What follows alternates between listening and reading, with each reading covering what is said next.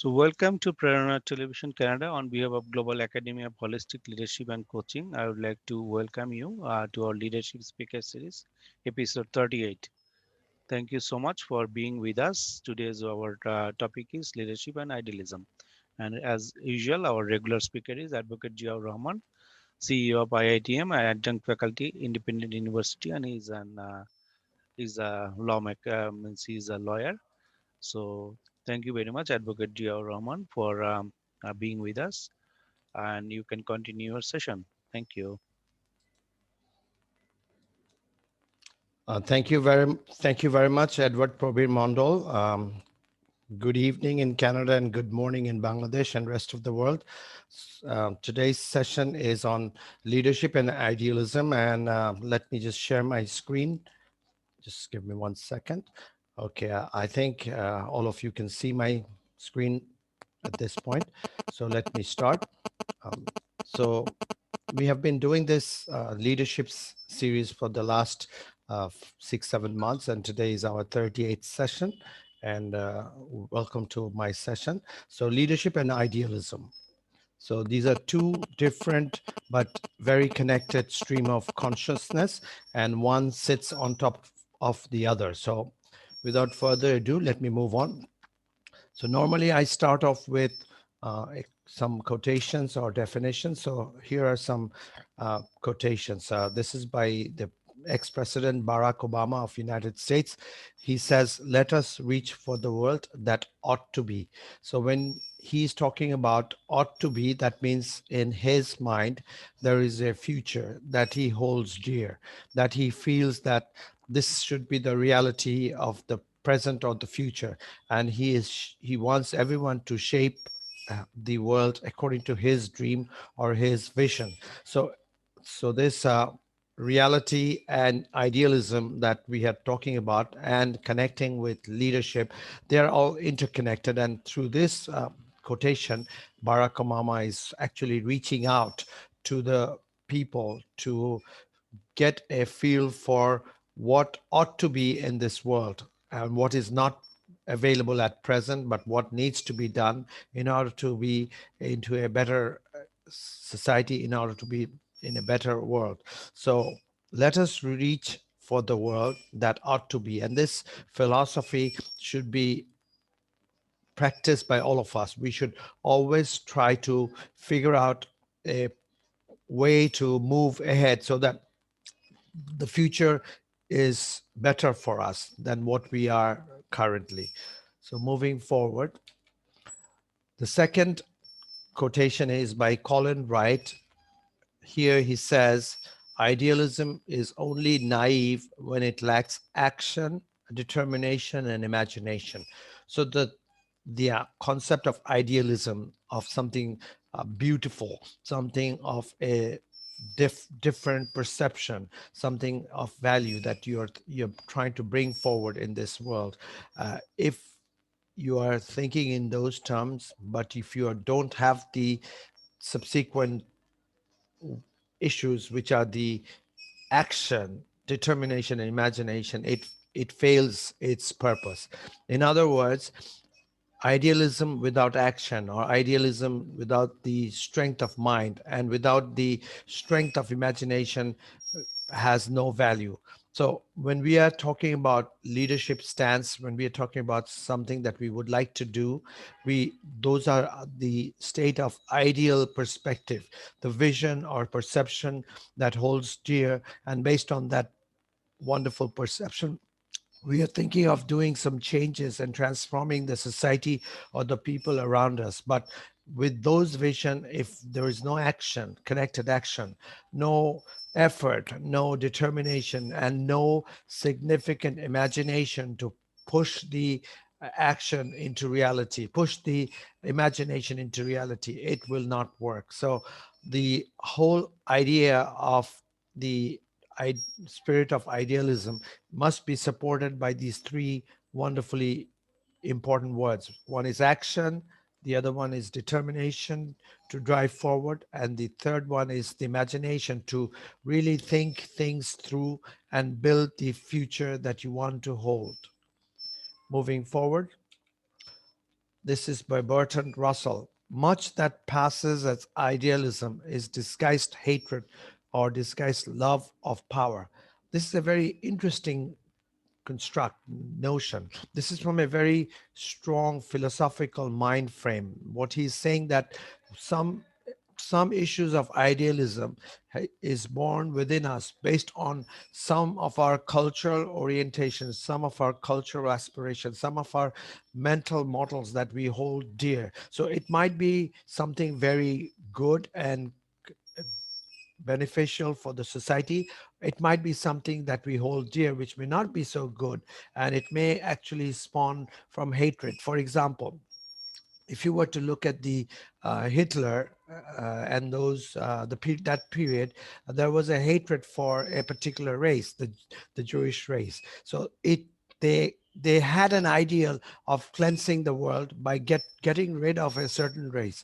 So how disturbing this ideal was, but that was an ideal that they held true. So an ideal can be uh, something very effective for the society. Sometimes an ideal can actually go wrong and it can create havoc in society. So, as a human being, we have to realize that not all ideals are going to be very effective for the society, and you have to pick and choose the ideals which are constructive, which builds harmony, which builds strength, which builds a form of purpose for society. So the vision and the ideals that you hold true must be reflective of something which is positive and something which is, if you call it equity driven or justice driven. In other words, is it fair to hold true what you're hold true the perspective that you're having in your head?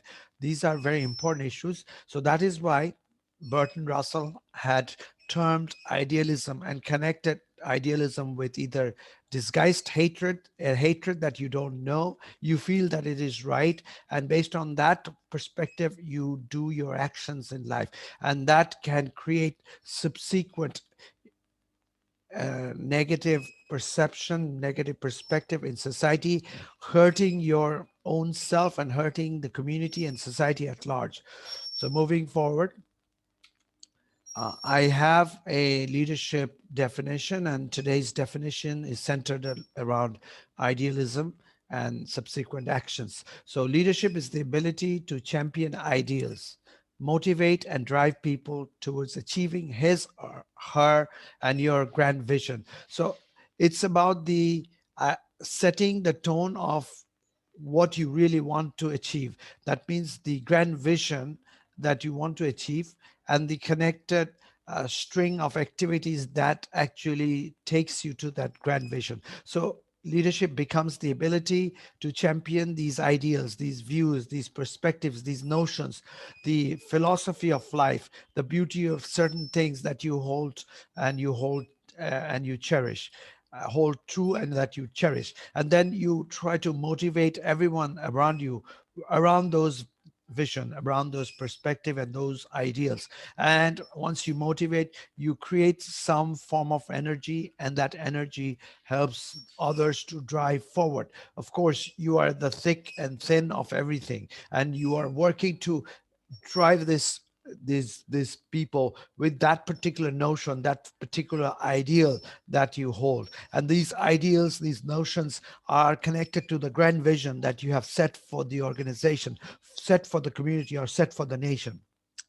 So the string of perspective that starts with an ideal and goes through action and inspiration and motivation, and then ultimately reaching out to your vision, has to be all synced in one nice perspective, one nice set of activities. And once you have all of that, then ultimately the grand vision takes place. So this does not happen overnight. This is a matter of tremendous hard work, tremendous energy, feeling your thoughts, and having that particular championing spirit to take your thoughts to the next level through action, communication, driving people. So this is important for a leader. So a leader has to be building his or her enterprise based on certain values, certain ideals, and certain actions that they take in order to go towards that intended outcome or the vision that he or she has set at the back of his or her mind, and that he or she has communicated to the community, to the people around whom that he or she works. So moving forward, so there, I just wanted to get a feel for the difference between an idealism or an ideal with the vision. So I would like to draw your attention by stating the two perspectives from two examples. So what is an ideal? Ideal is a philosophy in life that one believes, that you hold true, you cherish in your mind. You feel that this is it. This is what I need to do. This is what I need to champion forward. So it's a set of belief, and singularly focus and stick to it. That's your ideals. That leads to your idealism, the philosophy behind the set of your ideals. So ideas and ideals are connected, but ideas are transient perhaps, but ideals are very sticky and it sticks to your mind. And with these set of ideals ingrained in your mindset, then those turn out to be idealism in that spirit. So that is ideals. And what is vision? Vision is the grand scheme of understanding and designing the future. So visions are something which are overarching, based on your personal life, based on your orientation, based on the ideals that you hold true at the back of your mind. And the vision, if properly enforced, puts you to the next level and the next level, and then the new enterprise or the new society or the new country takes shape. So for example, in the great war of civilization of Bangladesh, Bangabandhu had particular ideals. And what were the ideals? That people will have to have their uh, uh, freedom of speech, freedom of movement, and being a responsible citizen. And what was the grand vision? To be independently moving around as free spirit. And if somebody did not allow that free spirit to be uh, experienced by you, then you need to move towards the next level. And ultimately, what was the next level? It was the grand war of liberation that led to the emancipation of the people of this part of the world, of Bangladesh. And that was the vision that everybody held true at the back of their mind, and they vigorously worked towards it. So that was the grand vision. You designed the grand future, you worked towards a common understanding and arrived at that grand vision. So ideals rolled out in your actions is the culmination of your visions. So ideals is perhaps the soul on which you work your life around, the soul that feels and thinks in a particular way, and vision is the dress that you want to wear. That means vision is the outcome that you want to show forth and bring forth into the world. And how you get towards a vision or based on what moral compass or what significant strength of mind and views and perspectives and norms, that is your ideals. So ideals and visions are very connected constructs, and one is absolutely sitting on top of the other, and without one, the other will not have its outcome, the intended outcome. So moving forward, so, what is a leader's philosophy and the idealism connected to it?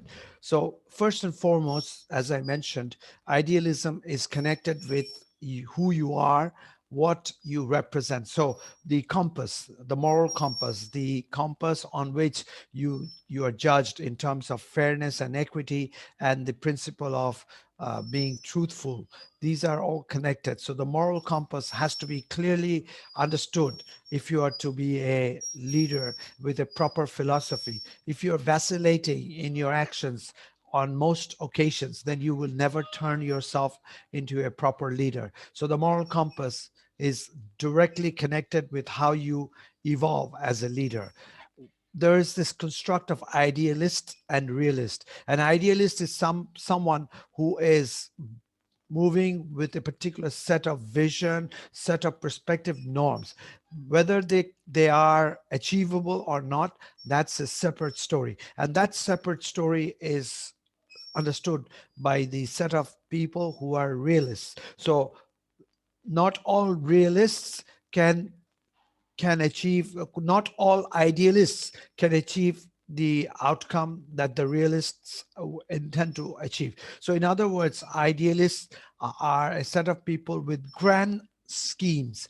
Realists are people who take the grand scheme and try to find out some of the issues which they feel can be operational, can be exercised, and some output can be had. So idealists are sort of the subset of the grand scheme of idealists. So realists are sort of subset of the team of idealists. So if you want to be an idealist, no worries, you can always be an idealist. But as a realist, you have to also wear that hat, thinking that what can be done, what is achievable, what is doable. So as a leader, you have to be always balancing between your philosophical notion of changing the world with the notion of what can be achieved. For example, when you turn into a leader in a particular domain, let's say we are focusing on the business domain for the time being. Let's say you become the CEO of an enterprise. Let's say you become the CEO of Apple and Apple Enterprise. And previously, the CEO had a particular vision, particular perspective, particular way of getting things done. You are a different person. You will have similarity, and yet there will be certain changes in the way you manage your operations. So if you are coming with an extremely highfalutin, idealistic perspective that you're going to change Apple inside and out, that would be deconstruct the notion of idealism. But when you are sitting with your team and when you are actually engaging with the stakeholders, you realize that many of these things that you hold so true and so cherished in your soul may not shape up in this enterprise right away. It may take certain period of time in the way you want your organization to unfold. It may take certain period of time. So if you are pushing with your old agenda without changing certain things in your perspective, then you're going to be hitting wall and you're going to be frustrated. So you have to find a way around it. So that finding the way around is the notion of realism, the realist. So it is good to be an idealist. It is good to have grand ideas and grand schemes and have great vision. So an idealist will have grand vision. But it is also good to be realist and realize that what is achievable, what is doable, given the limited resources, given the set of people that you have, given the stakeholder engagement process in which you have to run your enterprise forward. So these are important ideas. As a leader, you have to build within your own system, within your frame of reference, within the thought process that you have in order to move forward. So idealism and driver of philosophy, they are interconnected. Basically, when we talked about the notion of idealist and the notion of realist, we actually covered this. So idealism drives the philosophy that you would like to have in your enterprise, in your community. So if the philosophy is to give quality and extreme comfort to your people so that you get good level of commitment and good level of work effort from your people, then you will drive your enterprise in a particular in a particular direction.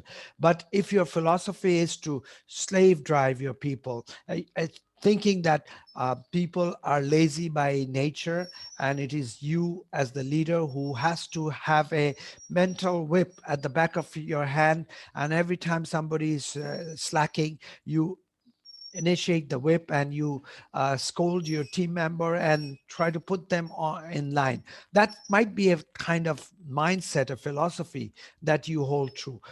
These are kind of connected with the philosophy of idealism that you have been embracing throughout your life, throughout the culture in which you grew up. So just coming and moving with a new set of ideals, new set of idealism may not take shape. So you have to be very careful as to how you drive your philosophy into an enterprise, specifically if it's a new enterprise. So you have to balance between what it is on the ground and what it is that you hold true. And as I mentioned previously from the statement of Burton Russell, that some philosophy, some set of ideals may not be very good for society or the organization in which you're working. So they might be packaged with a set of wrong vision, wrong hatred that you have. There is no such thing as good hatred, of course, but a set of hatred on which you have sort of framed your points of view in life. So you don't want to get into those type of negative black blind alley. So moving forward, philosophy and idealism balance, as I mentioned, how strongly you would like to influence your philosophy in life, your the idealism that you hold true. And if it's true, truly a very difficult construct, and others are not being able to understand your philosophy and the ideals and the value system that you want to enforce in a particular domain, then you have to find a common ground. You have to find the common denominator, and based on that common denominator, again, you need to communicate with your team members so as to get them the perspective, get them to understand what is it that you are trying to tell them, what is it that you are made of, what is it that you want so passionately to come about in this enterprise. So there has to be a philosophical balancing act between the set of ideals and idealism that are the undercurrent that are within your soul, and something that you want through the grand vision within the enterprise to unfold. For example, a great organization might have particular vision of truly driving towards excellence. So when you are truly driving towards excellence, everything that you do in terms of your product, in terms of your service delivery, in terms of your raw material sources, all of that, in terms of managing time, in terms of your communication, everything should have a sense of purpose and a sense of um, being perfect. So that could be a philosophy that you might want to hold true. There could be other philosophies in life that you cherish and that you want to rub into your enterprise or into your team members and your departments. So there's nothing wrong with that, but you always have to find a sweet balance as not to overdo anything. If you do overdo something, then things will go wrong ultimately, and people will move their attention out of your philosophy or the set of ideals that you are thinking are so important and vital for the enterprise.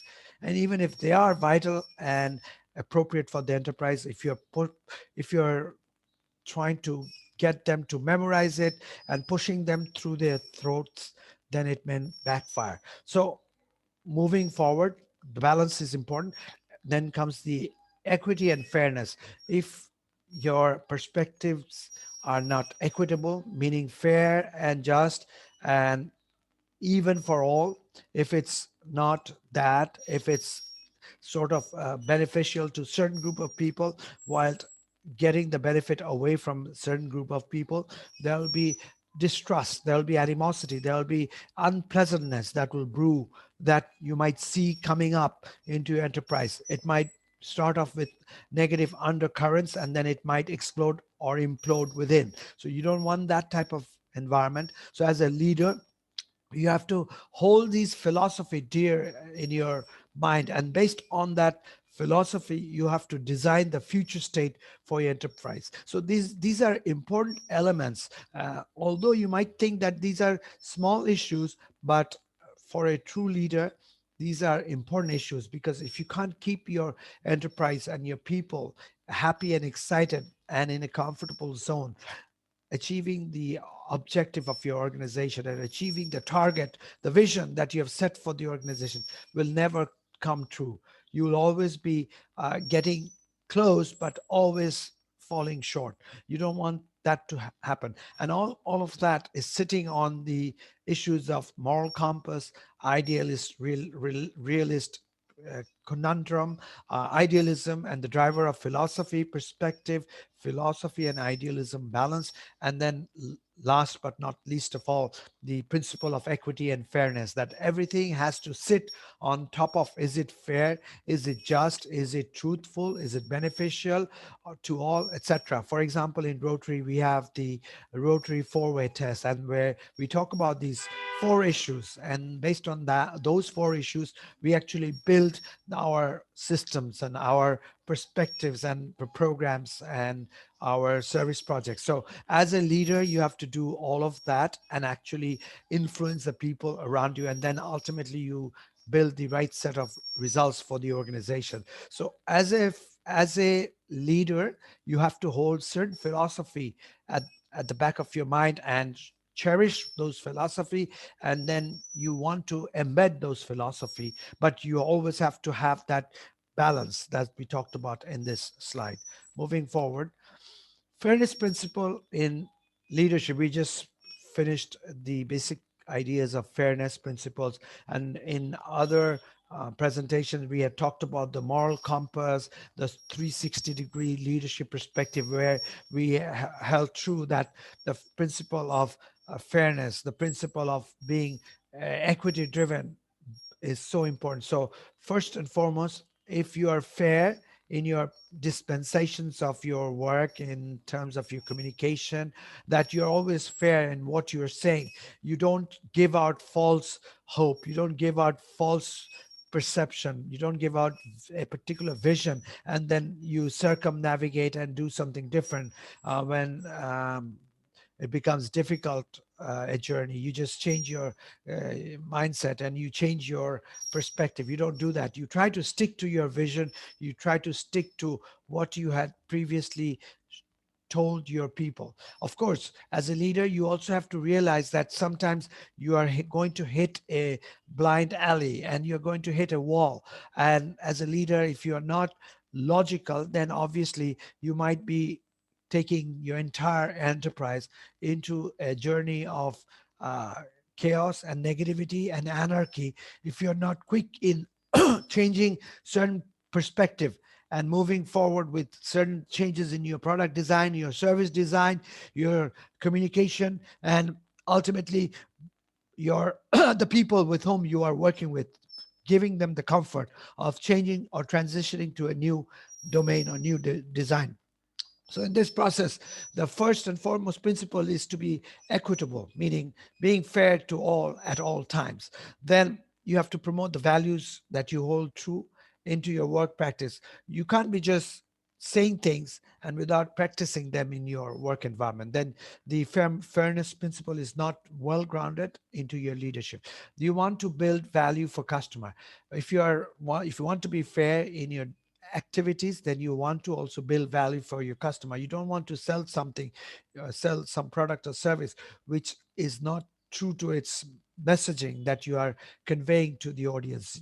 The messaging, if it's talking about being able to deliver certain output for you, then it better be. For example, if you're selling a medical product, and if you're conveying that this is the medicine against certain disease, or you're going to be feeling much better after you take this medicine because of these issues that are connected to this medicine, and this is how your health will improve. If though that particular medicine does not have those elements, then you are absolutely not based on fairness principle, irrespective of the fact that you are having glitzy advertisement, you are promoting with great amount of financial budget, whatnot. But if the product or the medicine does not have the intended ingredients that is needed to actually get rid of the ailment or illness that you have, then you are not building value for your customers. So the fairness principle sits squarely on that principle, that are you adding value to your customers, and what in the product or service that you're pushing to that particular person. If it's adding value, then you are holding true to your fairness principle as a leader.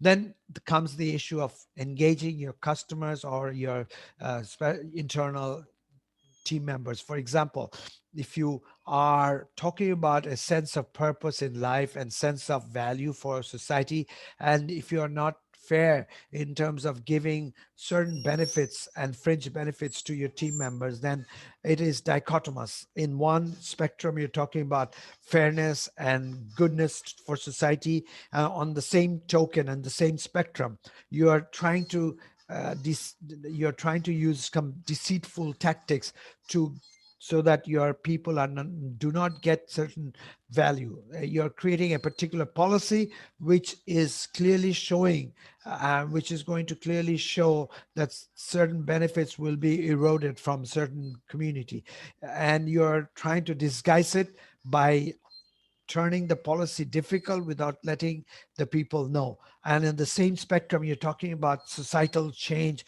transformation, and building the great enterprise that you have been championing towards. That will not set fairly and squarely in the minds of your team members. The team members will feel that you are selling a hope into the market, whereas you don't believe in the hope, because you're doing some uh, you are bringing in some policy which are actually fallacious, which are deceitful, and which are harmful for your enterprise. So it will not balance out properly, and that fairness principle will actually work counter to the objective that you want to achieve for your enterprise. So you want to engage and communicate based on fairness and justice at all levels, and being proper and sharing the right set of information. Even if it's a difficult set of information, every person ultimately understands the that fairness and the truth shall prevail, and by sharing truth and having things done based on the fairness principle, people will ultimately not feel so bad and accept the new changes. So you need to be very strong, and you need to be a stickler on this principle of fairness if you want to lead in society. And then last but not least, focusing on the true north, meaning focusing on what is right, what is appropriate, what is fair, and what is equity driven. So basically all these five components that we just discussed are going to be building your internal and external trust. And building your internal and external trust as a leader will actually be putting the stamp of approval in the society, in your organization. And that stamp of approval is the stamp of approval for you to actually lead your team.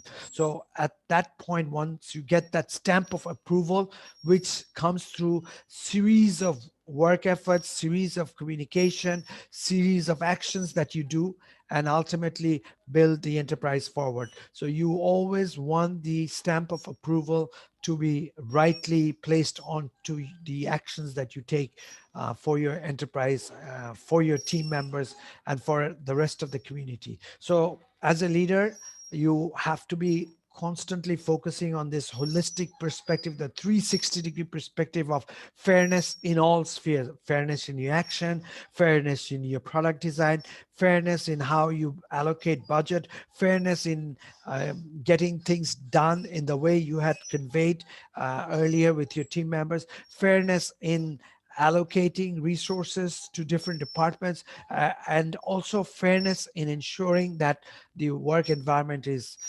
appropriate, solid, and engaging for leaders to grow within. So these are very important issues in leadership design. One may not be thinking it through, but these small little details will have magical outcome, magical changes that can actually transform an organization from being average to being great. So we need to focus tremendously on these components. So moving forward, idealistic goals and leadership progress. We had talked about the issue of idealistic goals, something which you hold magical within your own self, that you want these things to shape up, you want these outcomes to take into your organization. So ideals and goals, ideas and goals. I should have said idealistic goals here instead of ideas goals.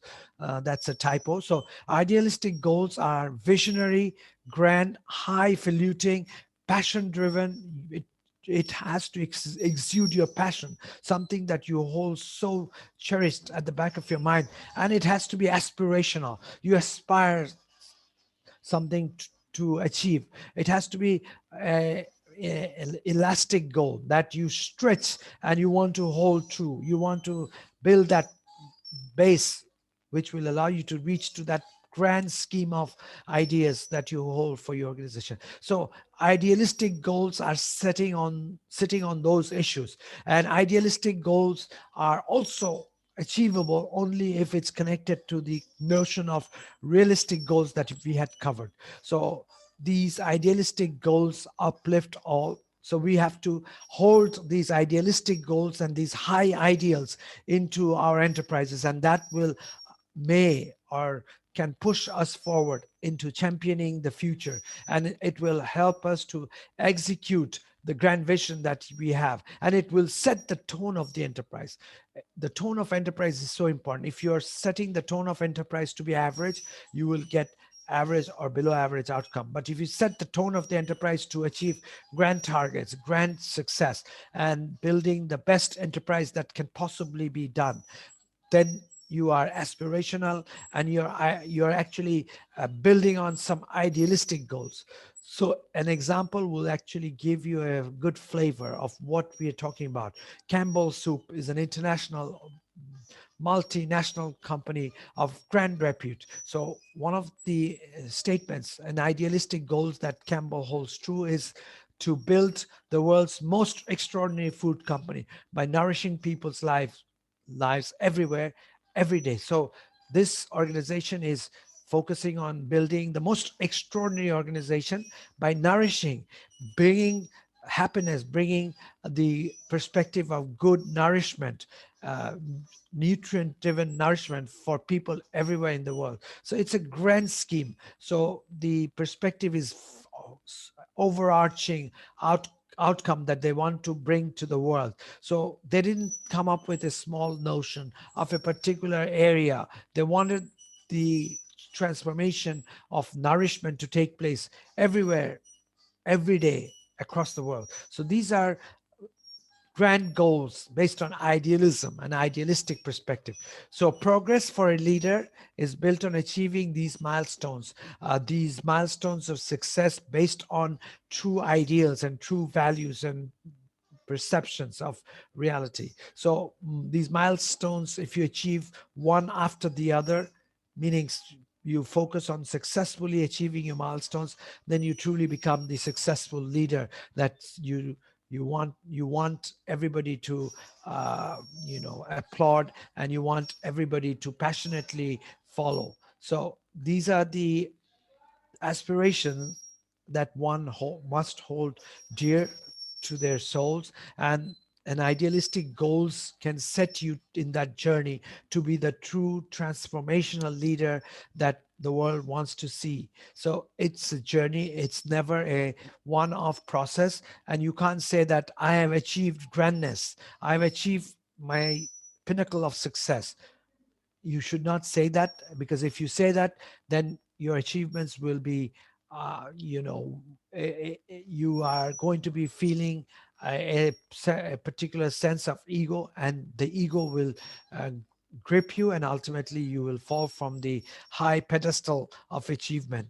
People will start to dislike you, they will start to disconnect with you. So you don't want to be in that shape. So as you move along in your career to becoming an mid-level manager, to somebody who is going to be leading an enterprise, you must hold those ideals of being a true self, a person with true values, a person who is always there, nurturing, nourishing, and friendly at the same time with your team members. Somebody who is there for others is the true leader that everybody champions to be, and everybody would love to be connected with. So that's the spirit of an idealistic goal, and that's the spirit for leadership progression to take shape.